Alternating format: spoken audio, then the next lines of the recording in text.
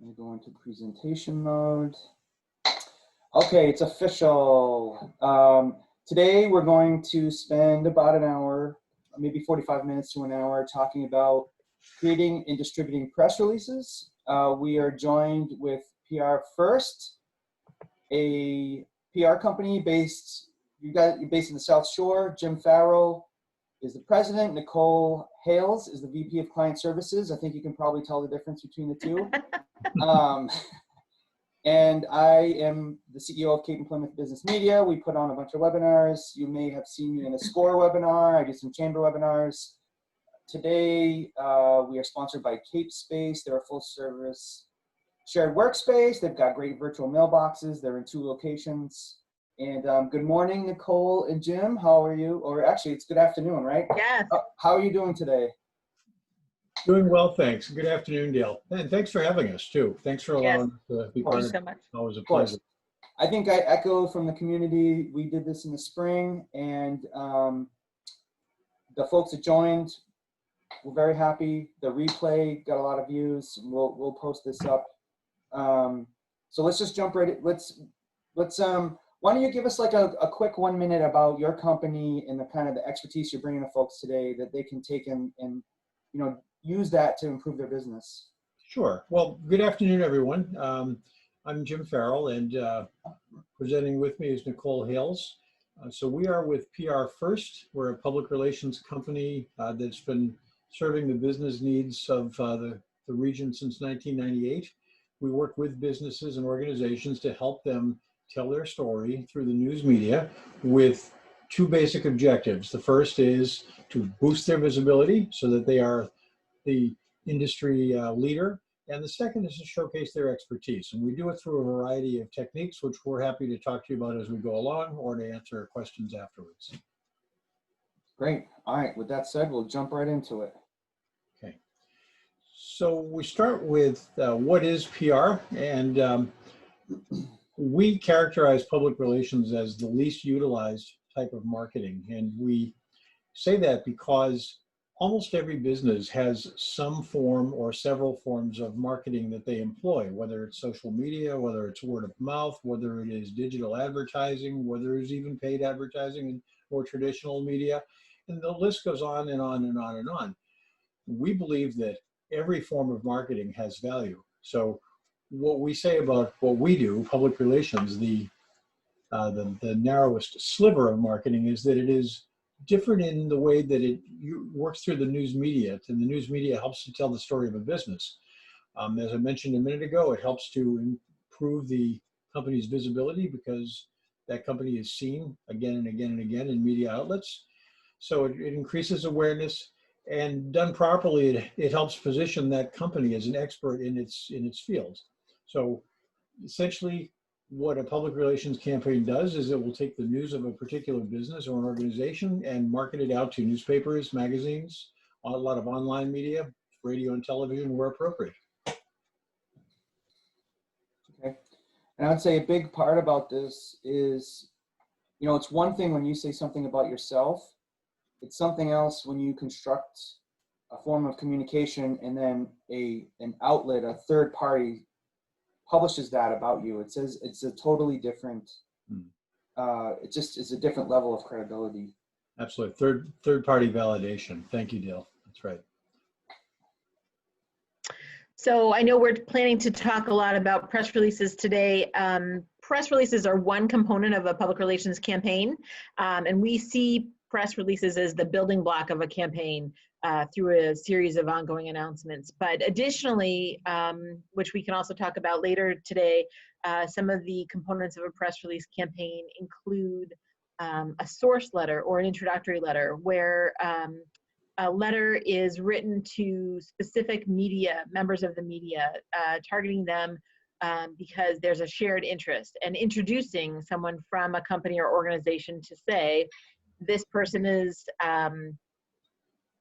president of XYZ company. They have expertise in these fields. As you're working on stories that relate to this topic, please feel free to reach out to them as a source. Company profiles are another great public relations effort, and those are stories about a company's growth, its history, and possibly how it's positioned for the future. Thought leadership articles we're definitely going to get to later, but they really help to build a company's credibility. And then even though it's been a little more challenging to do the traditional events, any kind of events are great, not only themselves as a public relations effort, but also then talking about them after the fact with photos and text that can be sent in the form of a press release or even a photo caption to regional media. And then, of course, making sure that you use social media to re-emphasize everything that is going on within your organization. So one of the questions that comes up sometimes with companies is what's appropriate? What differentiates a press release from an advertisement? And think of it this way. Think of it as what goes on in a company or an organization. There is news to the outside world. And why this works and why media outlets are interested in these kind of events is that for the most part, all the big news of any business, whether it's the stock market or a merger or a big company hiring a new CEO or companies having layoffs, all the big news gets covered pretty much routinely by the business media. But for the smaller and mid-sized businesses, that's usually not the case because most of these outlets are somewhat understaffed. They don't have the resources to go out and cover all kinds of the ongoing news of the smaller businesses. So they rely on outside submissions from PR companies or from the company itself. So some of the opportunities within a business or an organization that would be considered an appropriate topic for a news release would be a new hire. If a company hired a new CEO, a new treasurer, a new branch manager for a bank, or if somebody who was affiliated with that company is appointed to a community board of some sort, that's news about the company and the individuals who staff the company. A company has a new product or a new service. The company's updated its website.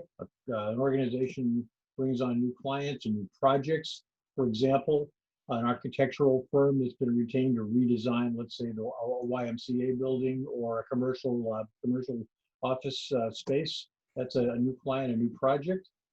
What's big also are community events and charitable causes that companies do. People love to read about philanthropic events that companies undertake. If a company wins an award. And then sometimes industry statistics, some kind of news about a particular industry, like for the accounting field, there could be updates on new tax law changes. So most businesses of any size have a wealth of information contained within their walls that is newsworthy. And that's what the bottom rung, as we call it, of PR, a press release, that's where that comes into play. And it helps tell a business community, it helps tell media about your company. Yeah, I would say, being a media outlet, someone who, our organization sifts through the submissions, Mm-hmm. and, we have to make that decision, what's self-promoting and what's actual news. And I'd say, the stories that seem to get the most hits are the human interest stories. Yes. So things happening in the company, anything related to a person or a story behind a person, we find data-wise get the most interest. And you probably, Dale, have seen your share of this, that sometimes it's important for any organization sending news about itself to a media outlet, such as yours or any other outlet, is to always ask that question: Is this legitimately news, or is this advertising? Am I trying to pass something off that's a promotion or an advertisement as news? And the obvious example: take a landscaping company. So ABC Landscaping just won Landscaper of the Year by Better Homes and Gardens. That's a good news story. If the same company is advertising 20% off on rhododendrons, it's a promotion, and it's not, unless they offer 20% off and donate the proceeds to Wounded Warriors or some charity. There are a lot of ways that even those kinds of events can have a news angle to them. But it's really important for anyone looking to do this to understand that the purpose of a press release is to inform, and that's what these should do. Great point. So the elements of what makes a great press release, not listed on this slide, but I'll start with a little bit of advice that we tell people. And I worked before PR, I worked in the newspaper industry, and I've had that conversation with Dale before, that I'm, as a former publisher and a former editor, I at one time used to be on the receiving end of a lot of press releases. And I would often tell people, don't make us guess why you sent this. You know, tell us right up front what it is that you're trying to convey. So it is the first step of a PR campaign. It can provide great brand recognition. It can showcase knowledge and expertise. But even beyond that, a good press release can be a springboard for larger coverage. So if a company has developed a new product of some kind, and you see a lot of companies coming out with products and services that are somewhat COVID specific because of the time we're in. So that announcement about this product, this service, can sometimes trigger the curiosity of a writer, an editor, someone, or a producer, and says, tell me more. So a good press release should be informative, but it should also invite, for greater coverage. And what we advise companies to do, whether it's something that they do with an outside firm such as ours, or they do it internally, is for press releases to really work, the most effective way is to have a series of them going out on a regular basis, which can do a couple of things. And we recommend frequency-wise, probably the maximum would be one every other week, so that you stay within a news cycle and you don't overload, but you do it often enough so that the media outlets will remember who you are. And so it serves a couple of purposes. The big one is that it boosts visibility. A similarly important one is it helps, of course, with search engine optimization, which Dale, I mean, certainly you as an expert in that can attest to the Absolutely. importance of SEO. And it can also offset the impact of bad news. Like most companies, no company ever wants to have anything negative said or written about them. It happens sometimes. Sometimes when it happens, it's unjust, but it still happens. So that when somebody Googles a company name and there's not a lot of positive press, the negative story is the one that comes up. But a positive ongoing series of press releases can mean that there may be, when someone does a search, there may be one negative and 17, 18, 20 positives. It paints a very different picture. Absolutely. So in terms of when someone has written a great press release, the question then becomes, okay, now what? What do I do with it? And essentially, we always say create a media list that's appropriate. Find out who it is that should receive that press release at each of these outlets. And what I mean by that is some of it is some of why a news outlet will use a press release is driven by interest. Is it of interest to our readers or viewers? Is it newsworthy? And in a lot of cases, is it geographically relevant? Meaning that, for instance, our PR firm is located in Hanover. So if we sent news out about ourselves, it's a pretty good bet that the Hanover Mariner as a local paper would be interested. If we sent it to the Springfield Republican on the western part of the state, the odds are they're going to say, no, it's not, it's not our readership. So a lot of the planning of what makes a press release effective and great is making certain that the media list that receives it is an appropriate one, and that you find out who it is that typically receives and reviews and makes the decisions. We tell people that the best way to distribute news is by email, and typically embedded in an email as opposed to a Word doc attachment, and never in PDF, because most editors, and Dale, you probably can attest to this yourself, if you receive something in a PDF format, it means you have to basically rekey it. And so we always say to make certain that it's sent to outlets in a manner in which it makes it very easy for them to use it.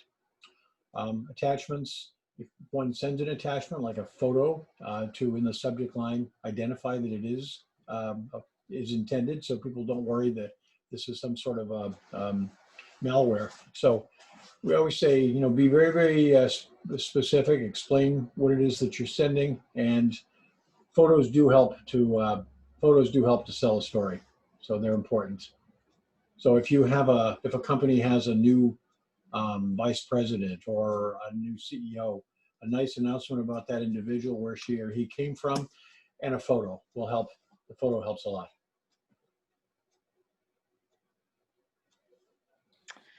So, oh, go ahead. Go ahead. Okay. So we have some examples here of clients that we've worked with and different ways that they use press releases. Bay Coast Bank is a great example where they use an ongoing series of personnel announcements, not only to continue to get their name in local media, which they are successful in doing, but also to build employee good feeling with employees. So great for retention and recruitment.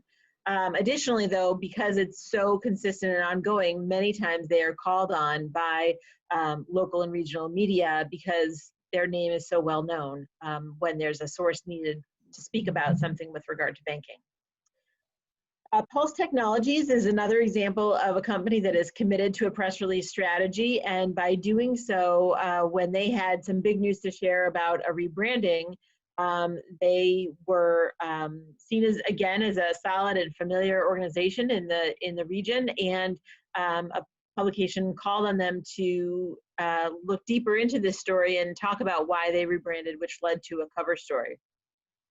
DL, if you want to switch over to the NFI example, they had an event where they reached a milestone of 1,000 days of safety, which in and of itself is a press release.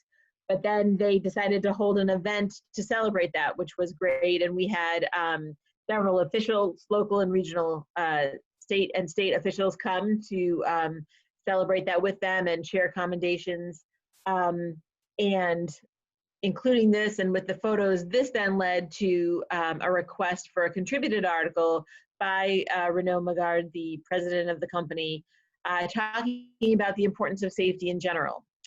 So again, this is what we say, this is what we mean when we talk about press releases as building blocks, because many times they lead to further coverage. And you can see at the end, we include information about the company, which many times isn't published, but again is great for an editor or a reporter to have right at his or her fingertips, so that if they need more information, either to reach out for an interview or for future reference, they have it right there. And then you want to go back, the last example. One thing just wanted to point out that's nice about this too, it's nice to have a quote in the, yes. You know, a lot of the press releases, and you can, there's an example. If anyone wants to see an example of this press release, I can email to them or give them a link. But it's nice when there's a quote from someone in the organization too, kind of brings that, again, that human side to it as well. And I just think that's a nice touch. It's a nice opportunity as well for there to be a little promotion, if you will, where a press release is so straightforward and news focused. A quote allows, for example, a president to talk about how proud he is of his employees and the culture that he has created in that example.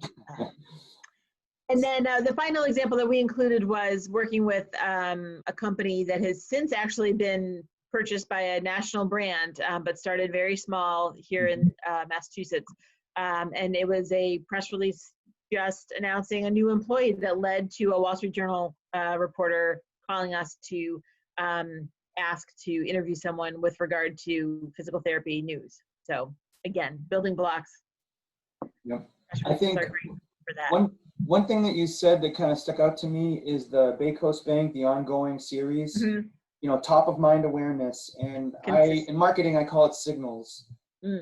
When you're constantly sending out signals of a certain type, people remember that. So if you're sending out the signal that you want to contribute, when someone needs information, they're more likely to think about you because you've already been out there. It's like, I feel like it's the same way with boards, right?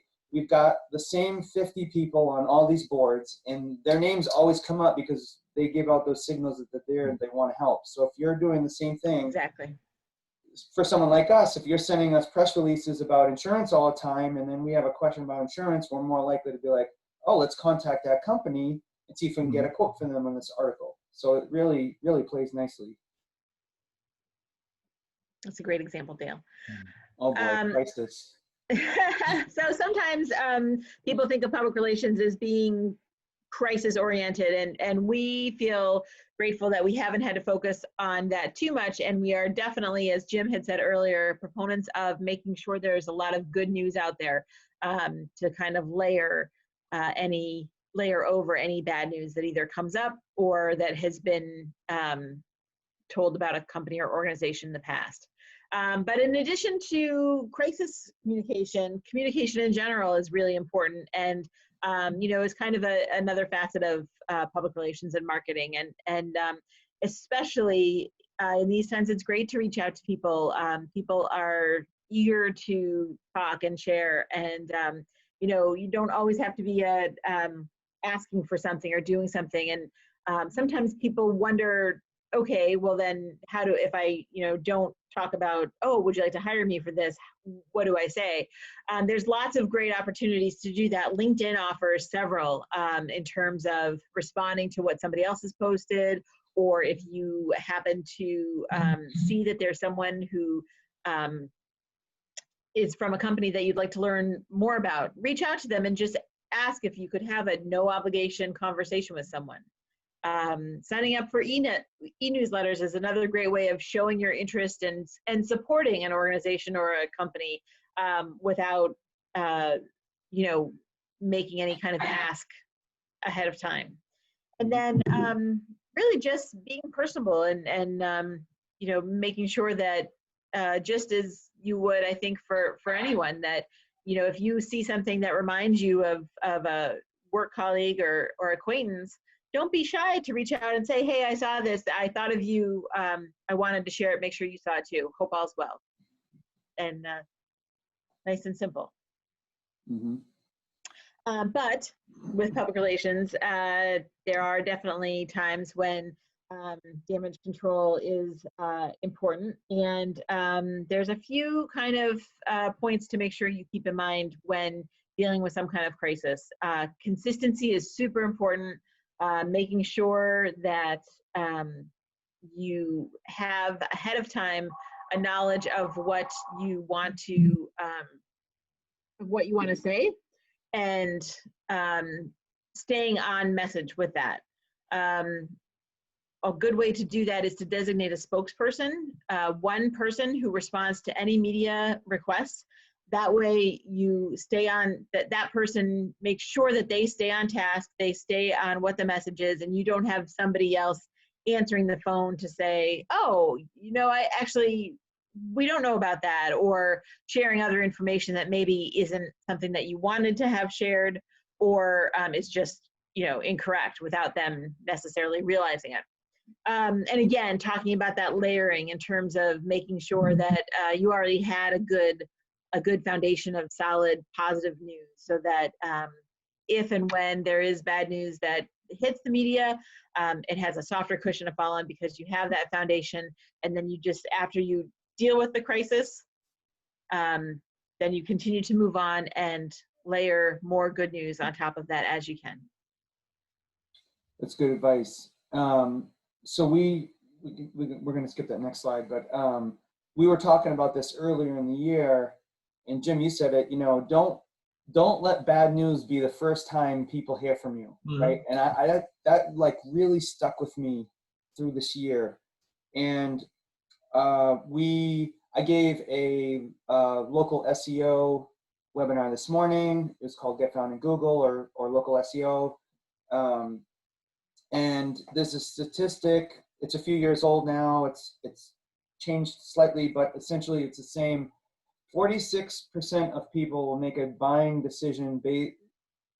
They'll make a decision on not to do business with you based on something they find online, versus 53-ish, 54% of people will actually look for something positive. So, you know, our human brain, when we're making a decision, we're not only making a decision to do something, but we're also ruling out options, right? And it's really important, like you said, start with that good foundation. If you do hit a bump in the road, at least you've got you've got a bunch of things you've already been doing. You just, like you said, you address it, you kind of move on. And that really stuck with me when you said that this spring. And even if you do hit that bump in the road, I mean, there are strategies that should be considered. For example, we've worked with clients who have come to us and talked about, well, I got this article that was written about me. I didn't really like the way it was worded. I think what they said was untrue. I mean, it doesn't happen very often, but you know, occasionally something like that happens. I want to write a letter to the editor. And the advice that we give them is, okay, first of all, think about it. Think about if you decide you want to do that, what you want to say. Here are the things that you should not do. You should not complain that you were treated unfairly. You should not complain that no one understands, you know, your situation. What you should do is turn a negative to a positive. And remember that whoever reads or views what you write online or in print may not have actually read the original article that you're writing about. So it's a good opportunity, even in a negative situation, to turn it into a positive by bringing it around, talking about all the good things that a company does and putting it in perspective. So it's always, you know, our initial reaction sometimes, because most of us who work in businesses, you know, we feel protective toward them because we've done it for a long time and it's our own and we don't like to hear anything negative said about it. But thinking something through like that and even turning a negative into a positive is a good PR strategy. That's great advice. So billing challenges, I think we can skip over that right now. So PR, a tool to grow my business, and yeah, sure. So in addition to, we talked about visibility and crisis management, credibility is really important and is something that public relations can definitely help with and is a great tool to build your credibility. We talked about this earlier, the source letters. This is one way of doing that, where you really highlight a person's expertise in a specific field and showcase them, and also volunteer them as a source for someone, even if it's just in terms of you know, reaching out to a reporter who you have read or heard on the radio or on any media that they have an interest in the field that you're in, reaching out to them and suggesting even just an informational interview to talk so that they can understand your point of view better, your specific areas of expertise. And again, as Dale had mentioned before too, you'll then become top of mind and reaching out to them, you know, obviously not too much so that you're a pest, but consistently so that they can be reminded that you serve as a great resource to them. And one example, one of the companies we work with is a tax advisory, business advisory firm. And so we've been working with them, particularly over the last couple of weeks in a run up to the recent presidential election. And with a topic of, if there's a change in administration, what does that mean potentially for tax law? And what should businesses know about how to navigate through this time, and what should they know on the other side of it? So we've been working to position our client as a resource so that any media outlet that's working on that story, and we are pretty sure that there'll be a lot of them as the weeks unfold, that they again have our client as top of mind. And it's a matter of pairing the knowledge and the expertise of the client with these media opportunities. And so a lot of what a PR effort is proactive, reaching out, but also some of it's reactive. Something suddenly happens and you want to make sure that you have your clients are ready to answer, or your business is ready to answer if you get the call. So can I ask a question? How sometimes news outlets aren't just going to respond the first time you reach out to them. How would you recommend? I see some of my SEO folks here in the webinar. And, we're taught that getting links from these news sources is great for us in terms of credibility, not just people searching for us, but also in Google's eyes. If a reputable company is linking to a business, that's a great, we call that Google juice, right? That's transferring a lot of credibility to you in terms of search. So how would you recommend, how does someone find reporters at the specific outlets, and what do you think is an appropriate amount of times you might reach out, assuming you're not going to get a response the first time? Like, how do we know where that line is, or how do we begin to find that line? Well, I'll start, but Nicole, please offer your thoughts too. We use, and a lot of PR firms do, we use an online library to build media lists, but a lot of what we do, anyone can do as far as on a local level, and that is to just go through the outlets. Even if you do something as basic as Googling the name of the media outlet and looking it up and finding, it takes some time and some work, but to find out who's the business reporter, in our case, who's the taxation reporter, who's the reporter for the subject you want. An initial outreach with an email, introducing yourself, talking about the areas where you think you can assist them, how they can reach you, and perhaps just to separate yourself from anyone else who might do it, perhaps offer them 1, 2, or 3 small tips. Like, for example, did you know that? And so that you have that. Well, I mean, the obvious, don't call them on deadline. That's always good advice. We know we try very hard to honor that all the time. I think that the first time, I mean, I think it's okay to go back a second time and even a third time, because we all receive such volume of emails that it's possible that someone can see it and think, yeah, good idea, and I'll get back to it. And then, so you follow up a week later and say, just want to do a quick follow-up. Hope that we can be of assistance to you at some point. Please be sure to, don't hesitate to call us.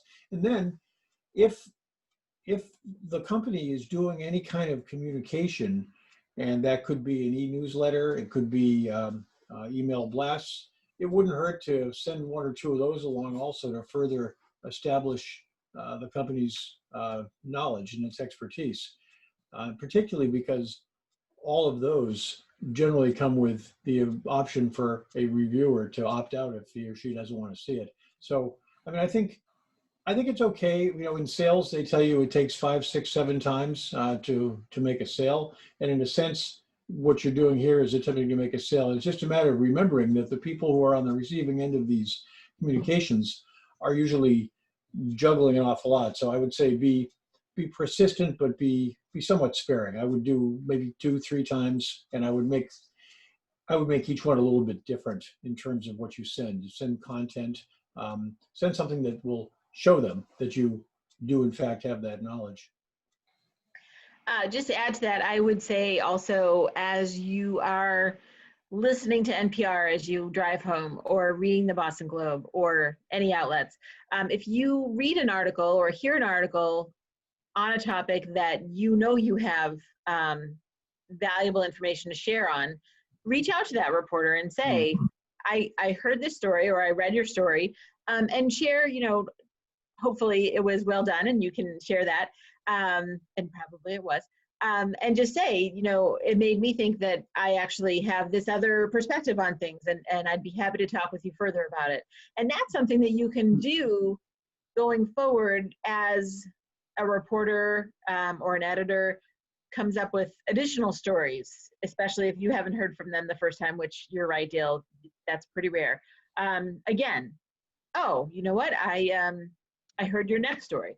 And also, one thing that we'll do too is we pay attention to who those writers and reporters are, and make sure that even though they themselves are not decision makers to run a press release, we're still sending it to them so that they have that information about a client, to again kind of reemphasize, here's somebody who might be a resource to you moving forward if you're talking about this story in the future. Okay, great. That's great advice. Anything before we move on here? I think we're good. Yep. All right. Whoops. So then thought leadership articles, as we talked about, are great ways to really enhance your credibility and also potentially position your organization in front of a different audience if you're looking to grow. So for example, you might be trying to, maybe you, going back to the landscaping example, have always talked only to landscapers, but now you want to speak to more construction focused people to blend those businesses together.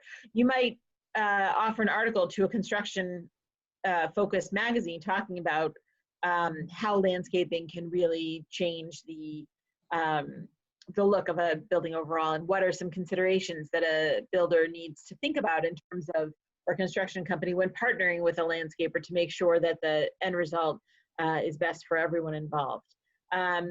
There's several other ways that these articles can take shape, including lists or trends that a person sees, sharing information, the CPA example about tax laws, and especially now with the new administration. But what's most important is making sure that you stay objective in these articles. You're being seen as an expert, but that doesn't mean that you get to say, for example, if I wrote an article about the importance of public relations and then talked about PR First obviously has the best public relations, or anything like that. You want to share your information, but stay objective with it. And by doing that, you again just add that much more validation to what you have to say. And you have the third person, the editor who has, or the publication that has chosen to publish your information. Yeah, it's a great way it's a great way to inform people, and people like it when industry leaders share their expertise, and whatever the subject is. It is always a great bit of public relations when you do that. I notice so webinars are kind of a form of thought leadership too, right? I always correct myself. I start to say things like, you have to do this. And then I'll say, okay, hold on. It's generally recommended, by the greater good of my industry, so it's hard, especially when you get passionate about something, to take that step back, stay objective, present the facts, present like the general, consensus of, experts in your industry, what they say, rather than just coming out of the gate, storming out of the gate with all these, really bold statements. So that's a really great reminder right there. Go to the next slide. Yep, that's it. Any last comments, or if you are watching and you have a question, you can type into the Q&A or the chat feature to ask a question. Go ahead and do that, and then I'll turn over to Nicole and Jim. We've got a few minutes left here. Any parting thoughts, any words of inspiration for someone who's on the fence or maybe making a decision that PR is something they want to look at for their organization? I'll start with one, and that is that we occasionally talk to people who will say things like, and it kind of goes back to what we were talking about earlier about the consistency factor. Someone will say, yeah, I did this press release and I sent it out and nothing happened. And there are any number of reasons why that could be the case. So my advice would be, if you are thinking about doing some sort of a PR outreach, give some thought to not just a single step, but 2 or 3 or maybe 4 initiatives in a row that you could do. If they're press releases, plan 2 or 3 or 4 of them out and see what happens. To perhaps think about yourself in a way that you haven't before, which is that you have a lot of industry knowledge, you have a lot of industry expertise, and how do you leverage that? How do you make that work for you? And that PR it's a great strategy. We never say do it in place of anything else. We say do it to supplement what you're already doing, because it is a unique type of marketing that a lot of people don't really take advantage of. So it's definitely worth giving it a try, whether you do it on your own or you work with an outside firm. The benefits of it can be very, very good for any business. Nicole, I'm sure you can be more eloquent than I just was. I think your points are really great ones that you made.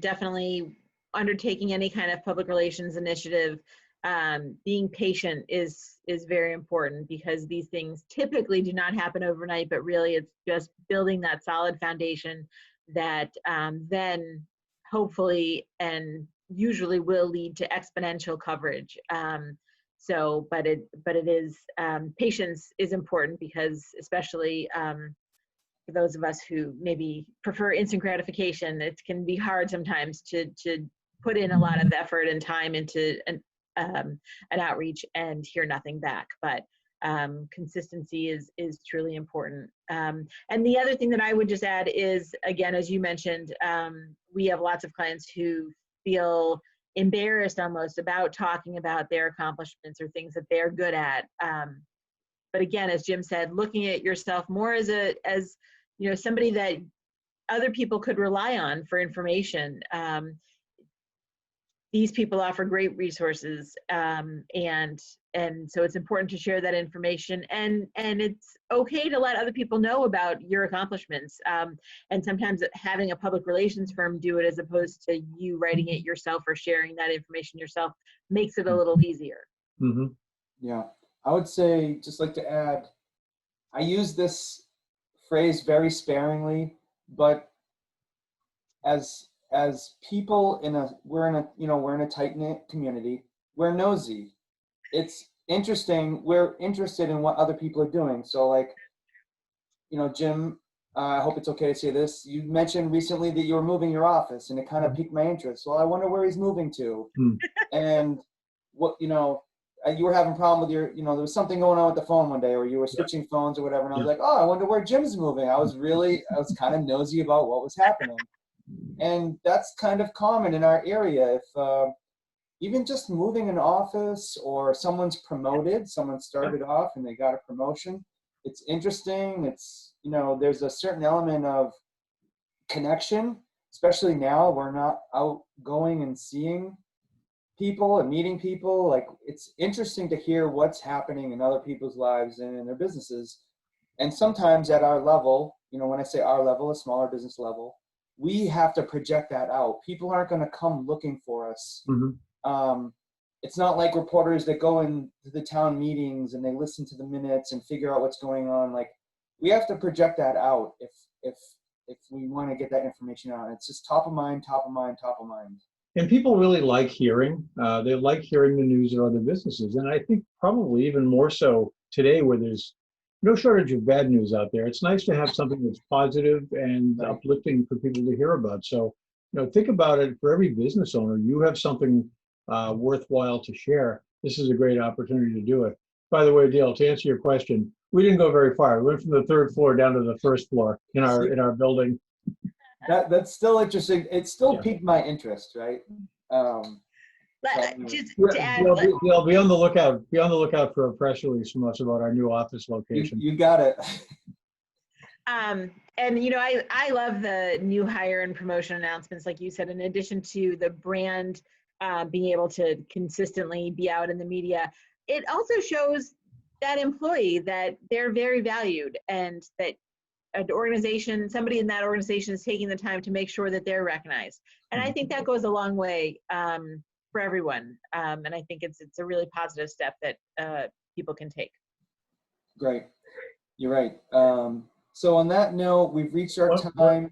One more quick moment, if I might, Dale. Absolutely, yes. I want to thank you, and I know Nicole feels the same way. We want to thank you at Cape and Plymouth Business for everything you do to support the businesses, the small businesses in this region. Your magazine each month is a wealth of information that does exactly that. It promotes and advocates for these businesses. So we all thank you for that. Thank you. Well, you're welcome, and thank you. It takes a village, for sure. Mm-hmm. Especially, I'll put a plug in for Carol, who she's the one that actually deals with most of the releases we receive, and even cleaning them up sometimes, helping out where we can. But you're welcome, and thank you. Carol is great. She's absolutely great to work with, without question. Awesome. She'll be very happy to hear that. So on that note, folks, thanks for watching, whether you're here live or on the replay. I've put my information in the chat, and as always, any questions, feel free to reach out wherever you read this. There'll be information for both companies there if you want to learn more. Thanks very much, Tim. Thank you All so right. much. Thanks. Have a Bye, great everyone. day. Thank you. Bye.